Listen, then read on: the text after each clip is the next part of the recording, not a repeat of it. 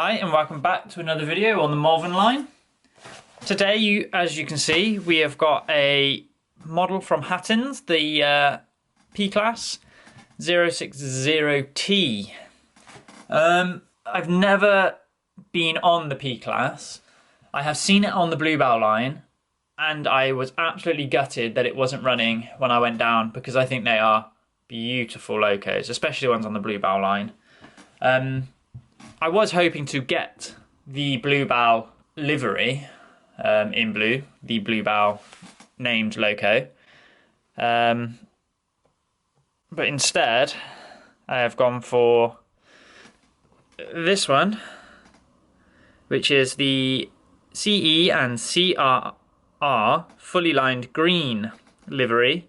If it wanted to focus, sorry, I'm not looking at the camera, I'm looking. Oh, sorry for the squeaky noise as well. Because again, this is another beautiful looking loco, and I believe this is the one on the Bluebell line. Wouldn't quote me on it, but it comes in a lovely box. And let me quickly change the angle so you can look down on it as I open it up. Right, so this probably isn't the best angle, but this is what I've got. So, you've got a lot of foam, very nicely printed out instructions for care and use of this new loco. So you've got the handling a locomotive, operating instructions, analog or digital, how to fit the decoder, digital sound, so it looks like there is a space for some sound in here. And that carries on. You've got the detailed parts, cosmetic couplings, lovely. And then on the back you've got how to fit a crew and the warranty. And probably how to get it. Yeah, but there we are. So that's very nice. And then it's upside down. Whee! Right, so we have the loco hidden away in there. And again, it's in this ice cube style blocking. It's in there nice and tight. It's not going to move around much. So you've got that there. And then just the box. So pop that all over there. So, if we can take it out of the sleeve. Probably so you don't see the camera in my face. There we are. So it's very nicely wrapped up in there. We have an accessories pack, if it wants to focus. Not really. But yeah, in there you've got some extra buffers, some couplings, directional discs. I'm not too sure what that is. Oil can, maybe. In there. And then, oh, God, that is tight. You've got the locomotive itself. So, here she is. Look at it. Ah, I do like this loco.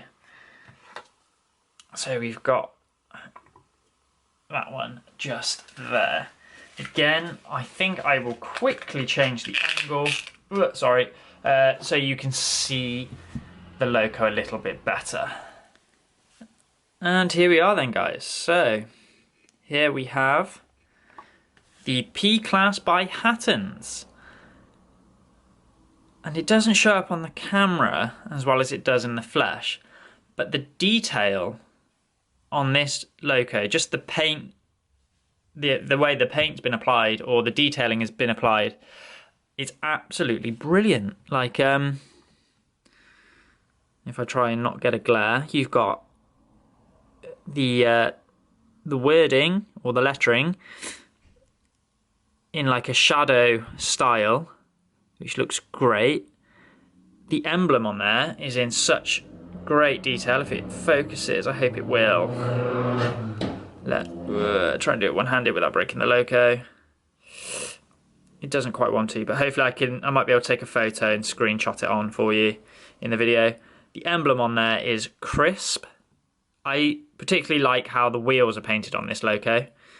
I'm trying to handle it as little as possible because there are lots of tiny, tiny little details that could break very easily, I think. It's such fine detail, but it is brilliant. I wish I had a little turntable-y thing to spin it round on, just to show it off. But it's, for a little Loco, it's quite weighty, which is really nice.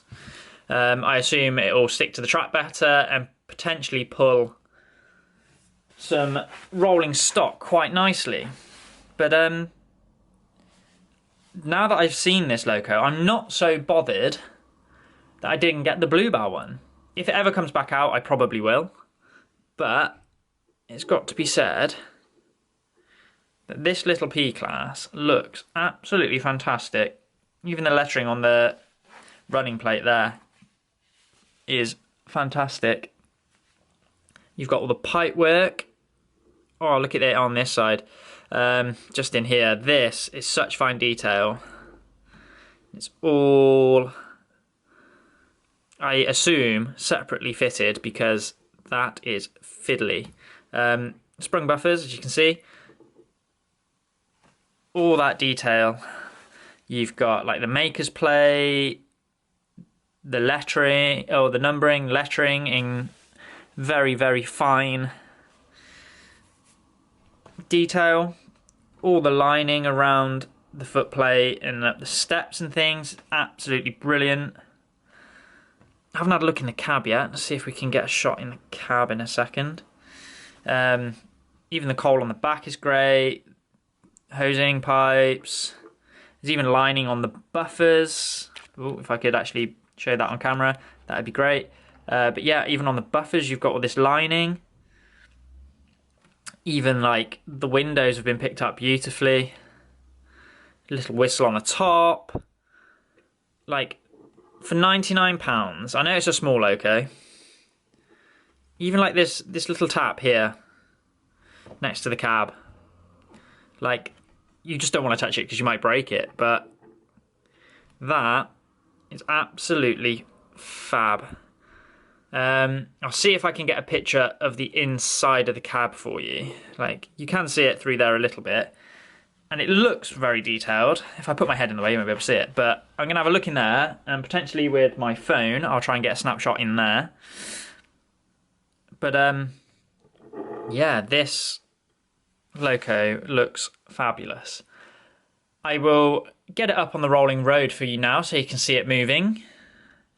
Not as we would like to see it moving on a layout or anything, but that's the problem that you have when you live in a house without any attic or, you know, garage space. So hopefully I will have a small little area where I can run trains on at some point.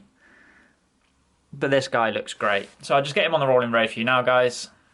Here we are then, guys. Let's see if I can get it running in the right direction. Let's get it going forwards first. So a little bit of a jolt there. But here we go.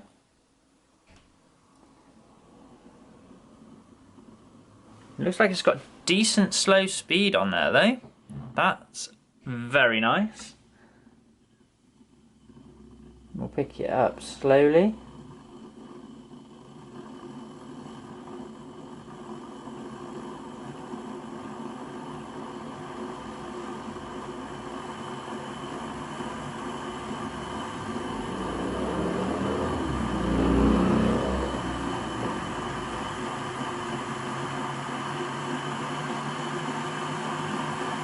There we are. That seems to me like a very nice running pace for this Loco, and that is like third speed on the old Hornby controller. I'll crank it up now and see just sort of what pace it makes.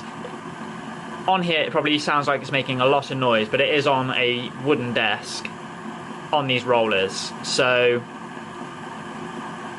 you know, take of that what you will. It probably isn't as noisy as it sounds right now on a proper layout, but we'll just crank the speed up now and see what it's got.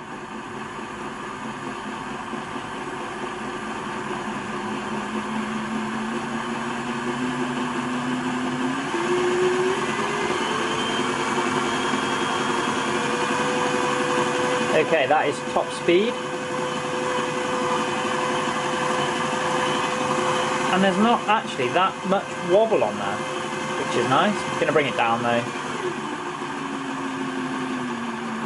But I rather like this sort of speed for this loco. I may actually invest in a couple of southern bits of stock just for the future for it to run with, because I think it deserves it. It looks like a lovely little loco and would look great with some southern stock. Here we are, let's slow him down and we'll stick him in the other direction.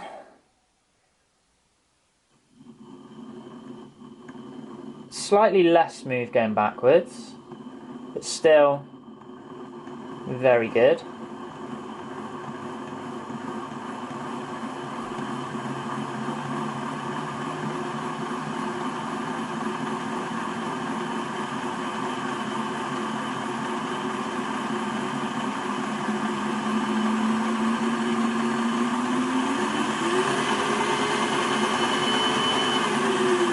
So it does look like it's got some speed if you want it to have speed, although, like I said, I think this sort of speed for me is perfect.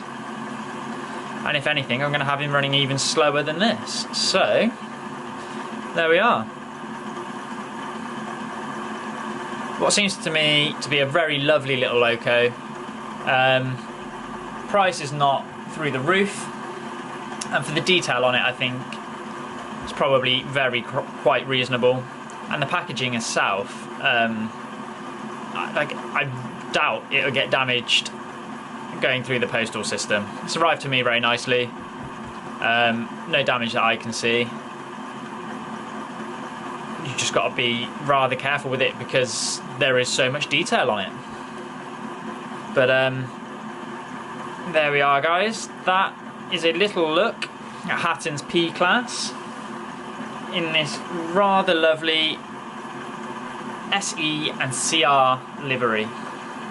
Thanks very much for watching, and we'll see you next time.